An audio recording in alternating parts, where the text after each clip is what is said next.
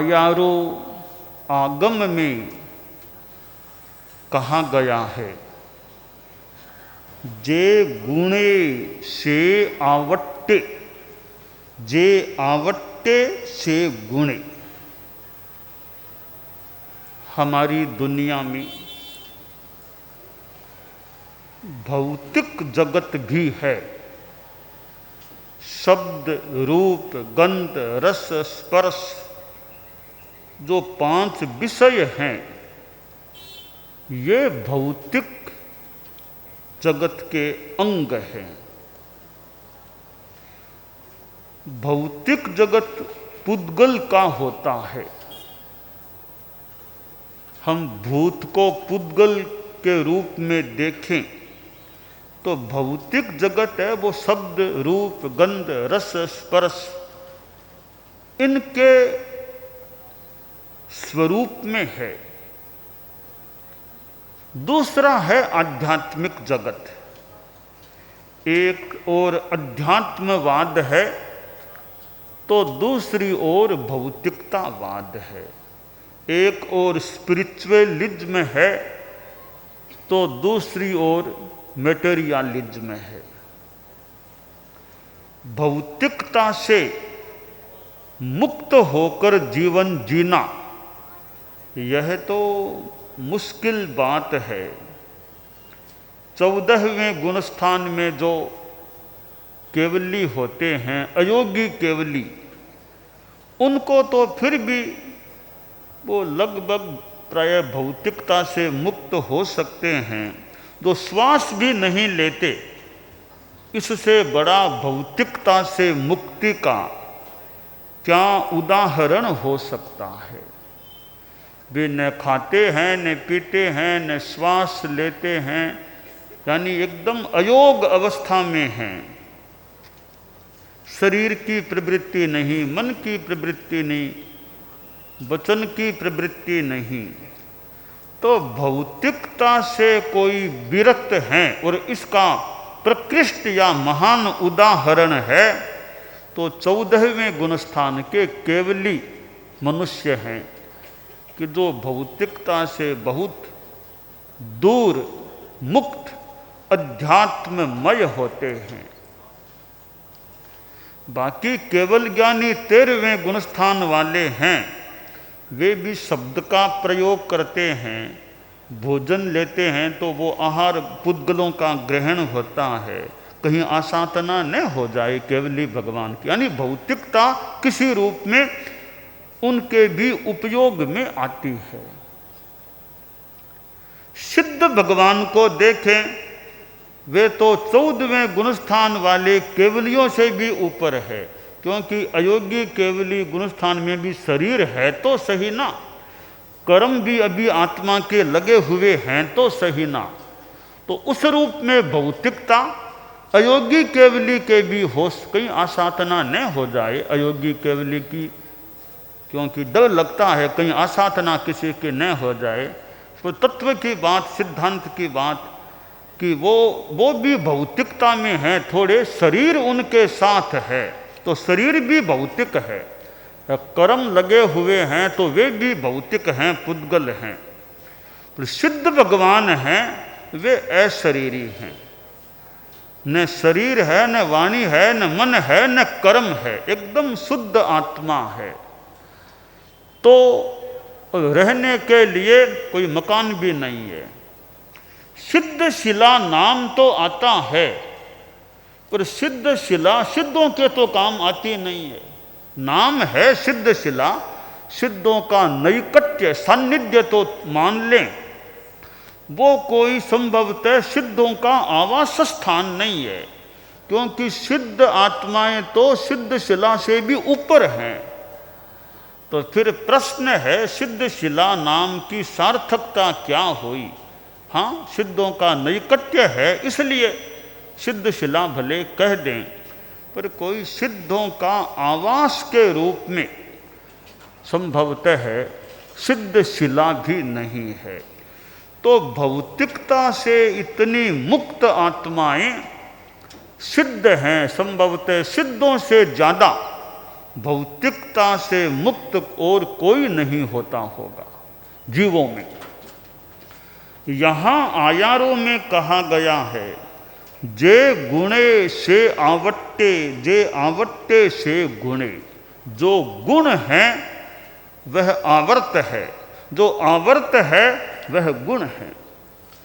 गुण क्या होता है?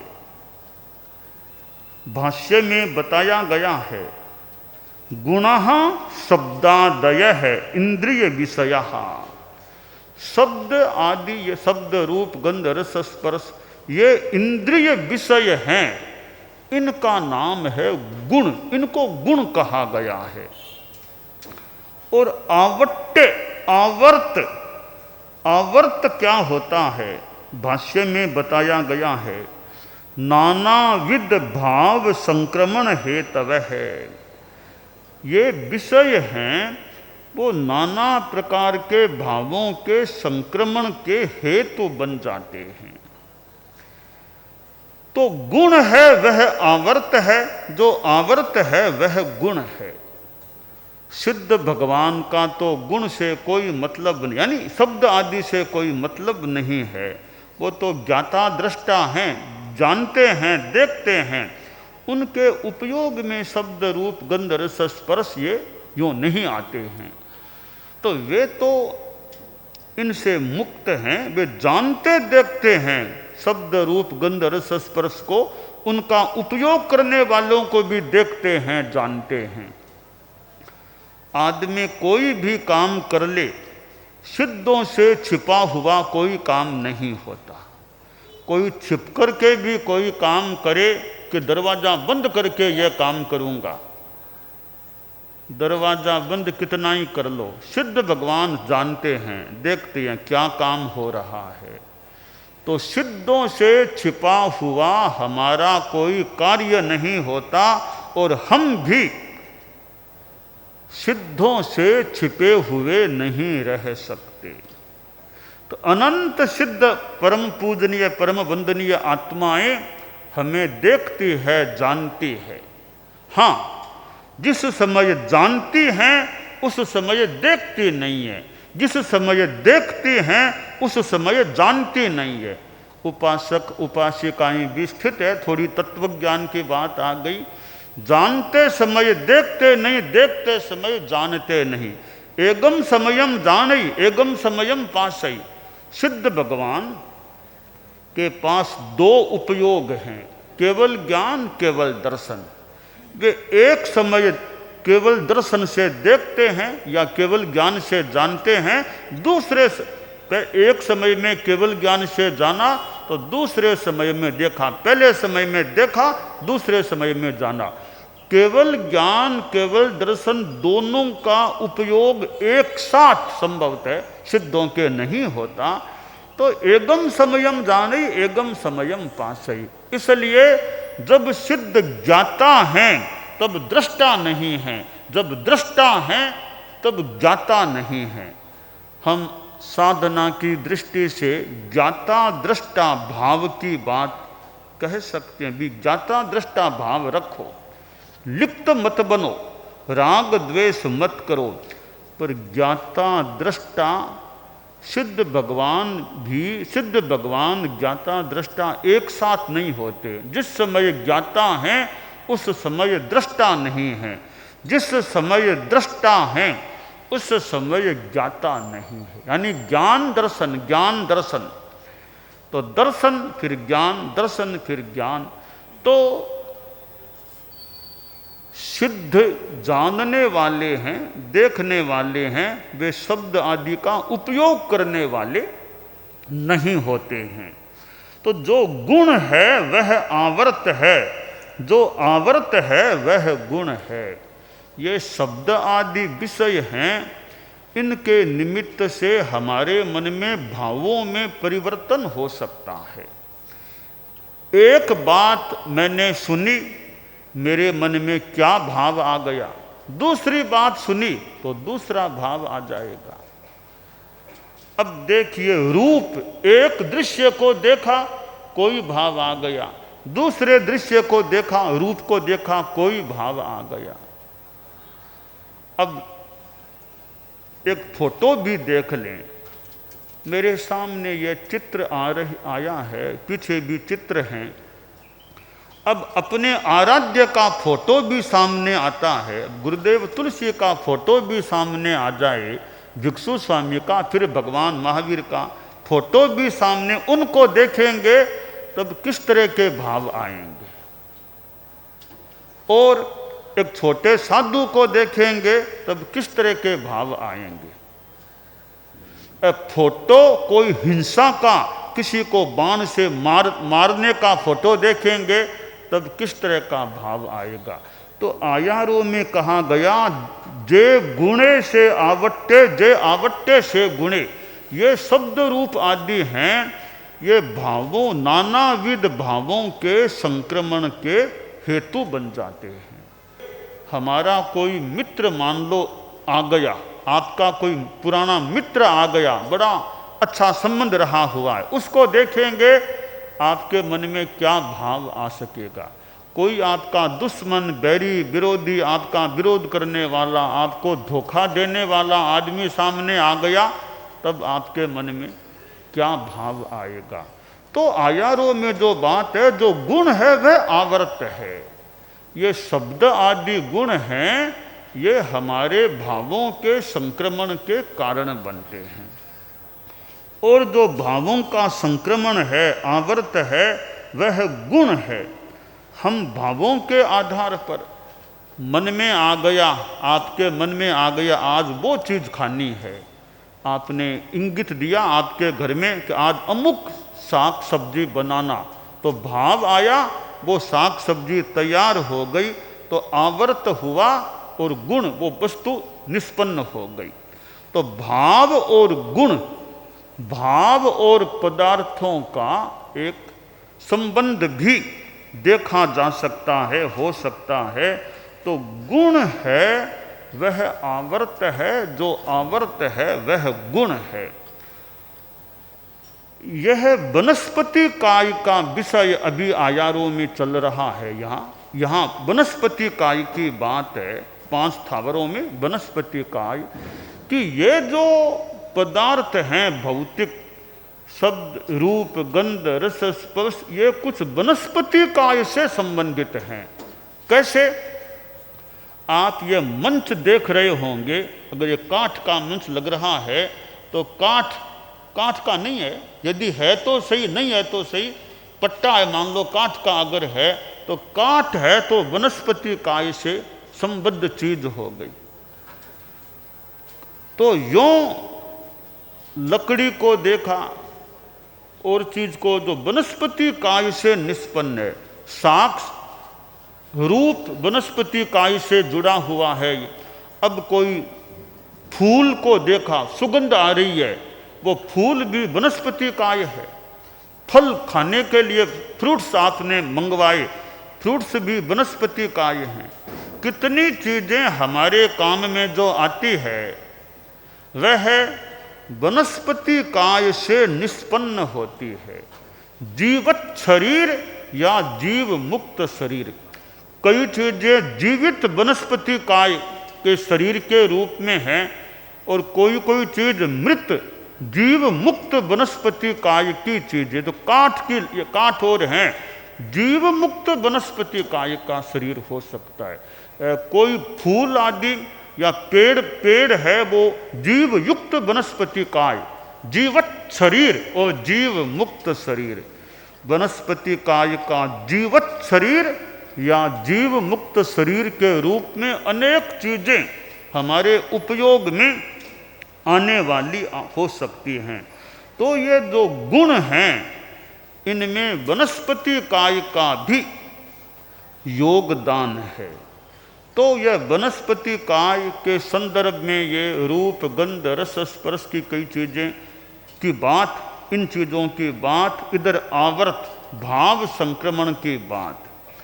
हम कई बार मान लो बाहर कहीं जाएं, खूब पेड़ है, हरियाली है, तो ओहो, इतने पेड़ों को देखने से हमारे मनोभाव में थोड़ा कोई खुशी का और का यूँ अंतर आ सके। इतने हरियाली, इतने पेड़ हैं, इतना बढ़िया बगीचा है।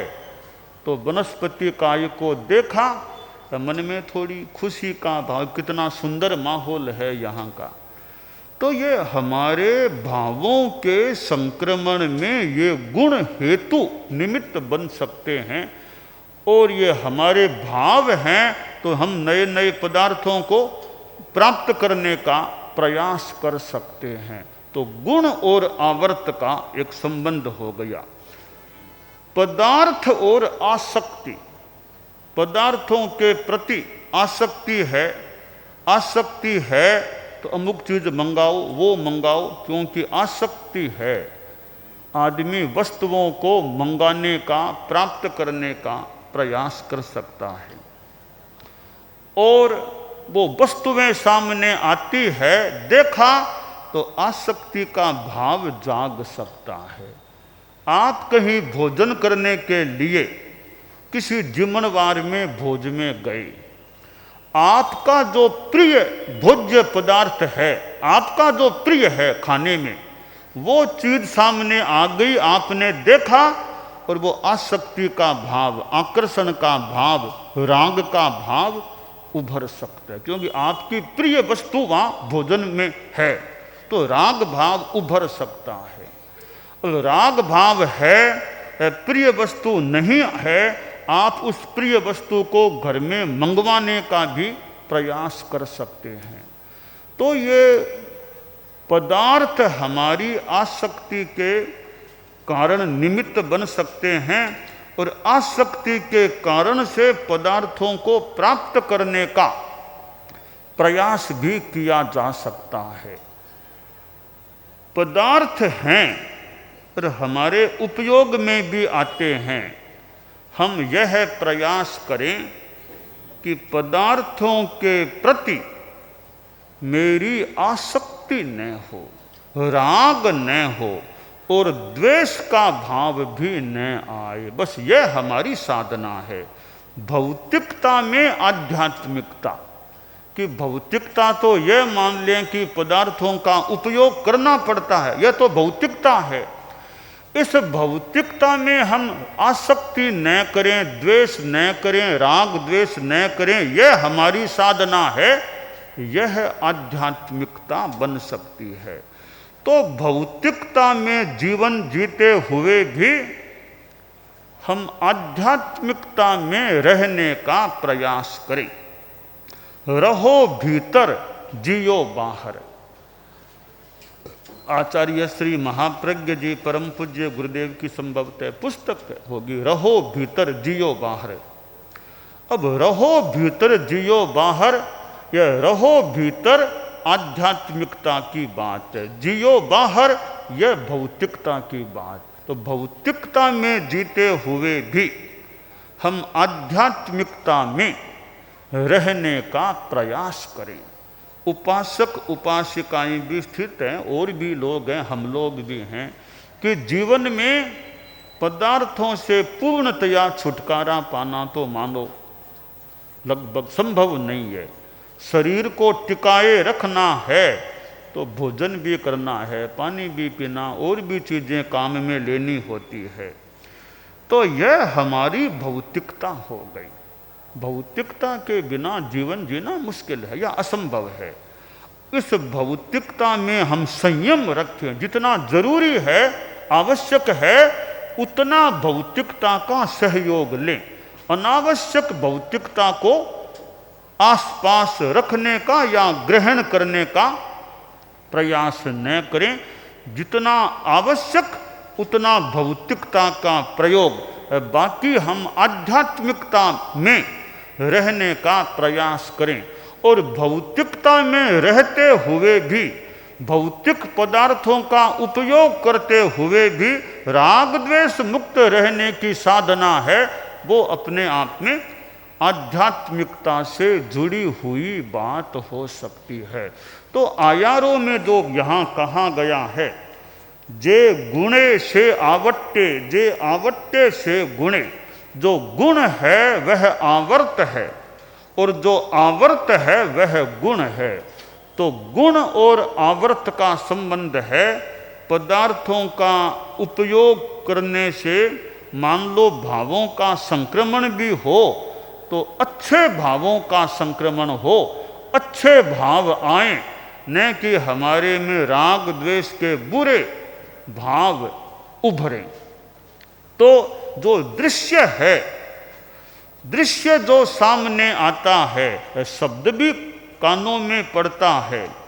एक बात सुनी, अब भगवान महावीर के बारे में कोई बात सुनी, और चूंकि हमारे गुरु भिक्षु स्वामी हमारी परंपरा में पहले गुरु हैं, गुरुदेव तुलसी, गुरुदेव महाप्रज्ञ जी से हम मान लो जुड़े हुए रहे हैं।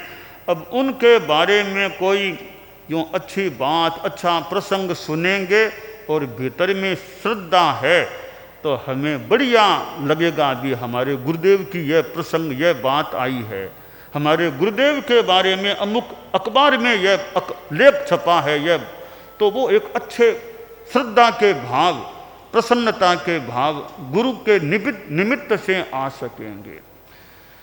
और गुरु के बारे में कोई ऐसी वैसी फालतू बात किसी ने लिख दी तो मन में कभी थोड़ी अप्रसन्नता, थोड़ी सी नाराजगी या थोड़ी सी तेजी भी आ जाए भी हमारे गुरु के बारे में ऐसी बात क्यों, फालतू बात, अयथार्थ बात क्यों लिखी गई है।